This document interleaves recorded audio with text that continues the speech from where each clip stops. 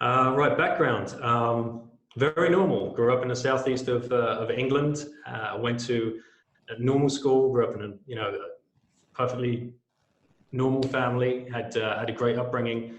Was lucky enough to find a job once I left school, and was working in the city of London in the financial industry, which sounds very glorious, but believe me, 3 years of getting people sandwiches and coffees can really take its toll on you.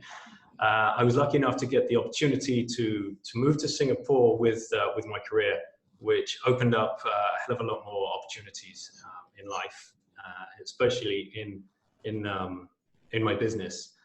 My then girlfriend and I, we left with a suitcase each at the age of 22.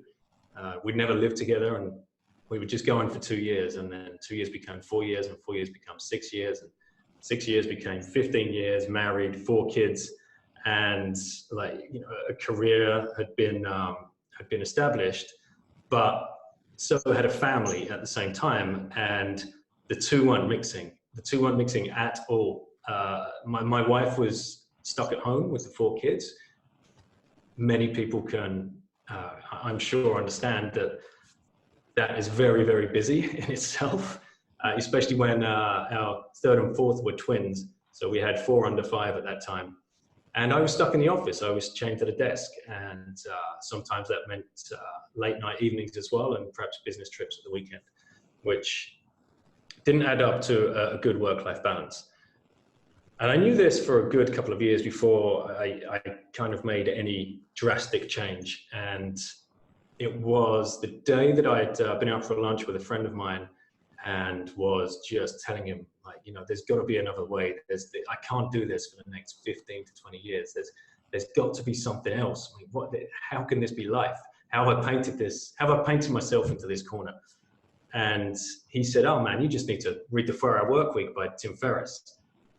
And I was like, oh, that's pretty glib advice. Well, great, thanks. I'm bearing my soul here, and you give me a book recommendation, a self-help book recommendation.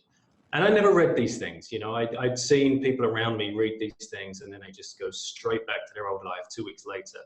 And for whatever reason, I went out and bought this book that afternoon. And I remember reading it on the train, and the first 10 pages was hooked, absolutely hooked. And it wasn't about education, world schooling, homeschooling, or anything like that. It was literally teaching me there is another way that you can look at life and look at business and forge a path for your own well-being, and perhaps look at different ways of making money and supporting your family.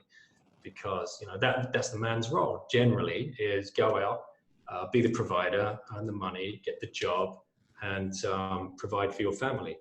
Now going against that grain is very, very it fills you with fear, believe me. If anybody's watching this and they're questioning their career, or they're questioning work-life balance, or their family life, they're questioning the education system that they found themselves in, believe me, I've been there. And so have all these speakers that are on the summit. This is the great thing about this summit. There's going to be 30 to 40 individual stories, which you're going to be able to pick and choose from, all of this information. And I'm sure you'll find something in here that's going to validate validate your questions, and hopefully overcome your fears.